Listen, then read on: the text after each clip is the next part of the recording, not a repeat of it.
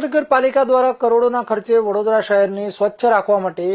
Door to door કચરાની ગાડીનો contract Vadodara શહેરના 4 ઝોનમાં આપવામાં આવેલ છે. પરંતુ કોન્ટ્રાક્ટ મળ્યા બાદ ડોર ટુ ડોરના કોન્ટ્રાક્ટરો દ્વારા ડોર ટુ ડોર ગાડીનો ઉપયોગ પ્રાઇવેટ કંપનીઓના સામાનને હેરાફેરી કરવા માટે લેવાતો હોવાનું સામે આવ્યું છે, જેનાથી વડોદરા શહેરની સ્વચ્છતા અને શહેરના લોકોના વેરાના પૈસાનો દુરુપયોગ થતો હોય તેવું સ્પષ્ટ દેખાઈ રહ્યું છે. ત્યારે આજરોજ વડોદરા શહેરના યુથ કોંગ્રેસ પ્રમુખ પવન ગુપ્તા દ્વારા પૂર્વ વિસ્તારના ડોર ટુ ડોર ગાડીમાં પ્રાઇવેટ કંપનીના સામાનની હેરાફેરી કરતા રોકી લેવામાં આવ્યો હતો અને પાલિકાને તાત્કાલિક ધોરણે આવા કોન્ટ્રાક્ટો પર ગંભીર પગલાં લેવા માટે રજૂઆત કરવામાં આવી હતી.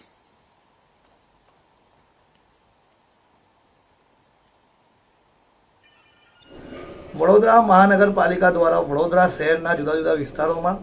જુદા જુદા ઝોનમાં ડોર ટુ ડોરની ગાડીનો કોન્ટ્રાક્ટ આપવામાં આવે છે અને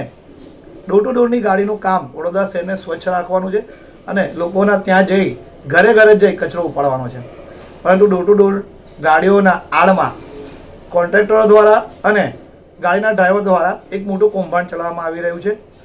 ડોર ટુ ડોરની ગાડીનો ઉપયોગ પ્રાઇવેટ કંપનીઓના સામાનની અવર જવર કરવા માટે થાય છે અને એનો ખર્ચ